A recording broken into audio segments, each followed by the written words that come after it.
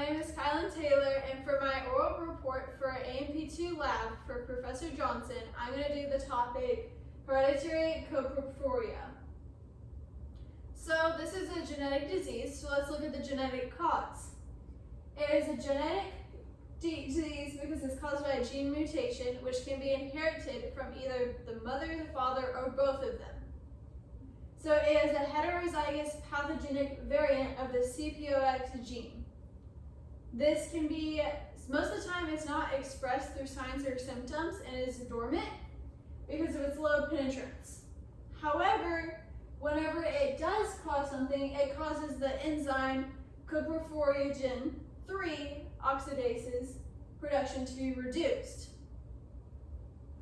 It is a dominant gene as well, and it is out of the affected individuals, they can get it from at least one of the parents, with either being the mother or the father, or again, both. However, there are some that do not get this genetically inherited from their parents, and the variant of that disease is still unknown. So let's look at the metabolic cause. So first, it is caused, again, by the enzyme coproporphyrin 3 oxidases production, which is being reduced in this disease. So the inactive enzyme causes the chemical imbalance by not converting one chemical to another. This causes the heme production to be lowered, and it also can cause accumulation of precursors in the liver.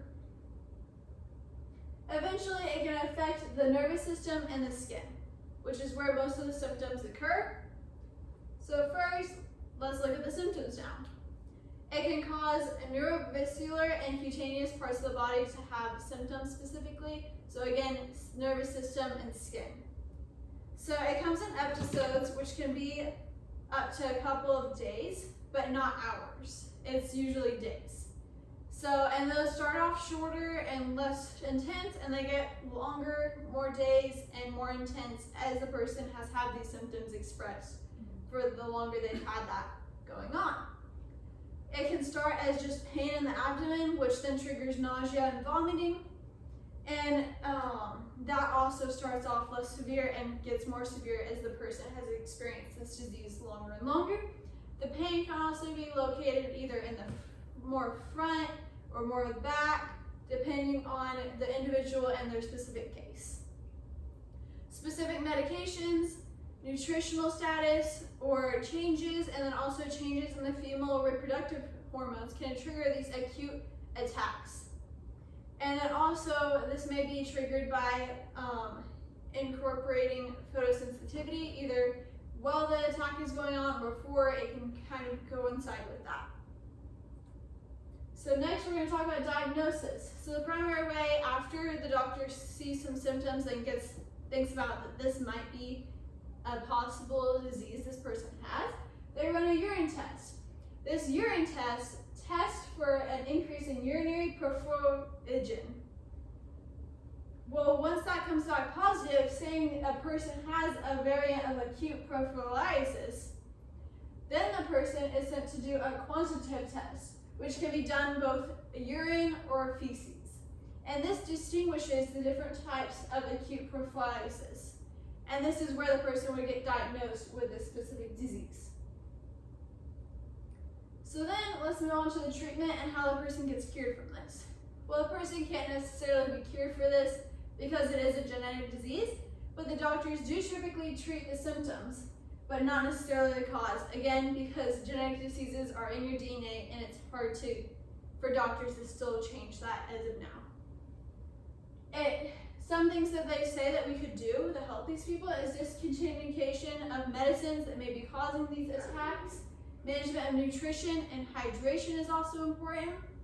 And then also Coumadin infusions. Now, Coumadin infusions are specifically for those who have more than 4 attacks a year. They have the highest risk of developing chronic neurological symptoms, and that's why they are the ones that get the highest put for the Coumadin infusions. Another way is an siRNA, specifically the geostrainin, is another way that doctors try to treat this. It's still being studied but it's being used and the effectiveness is still not sure. Some cases it's working, some cases it's not, and they're still collecting data on how effective this specific solution is. For chronic symptoms, it is recommended that individuals also stay out of sunlight or wear protective gear and clothing whenever they do have to go into sunlight, as that can also trigger some of these attacks. So let's look at the incidence rate. So this has at most 2 cases per 1 million people a year. It is the rarest of acute prophylaxis a year total. So that means it's not very common, but it is important to know as this is a crazy disease. Although it affects both males and females equally, females are more likely to express symptoms. So what this means is that males and females both can have this genetic disease in their DNA, and that's about equal. But males don't express those genes as much as females do, so females are more likely to have those symptoms and signs expressed. So they have more of the pain and the vomiting and nausea than males typically do. Here's my works cited, and I hope y'all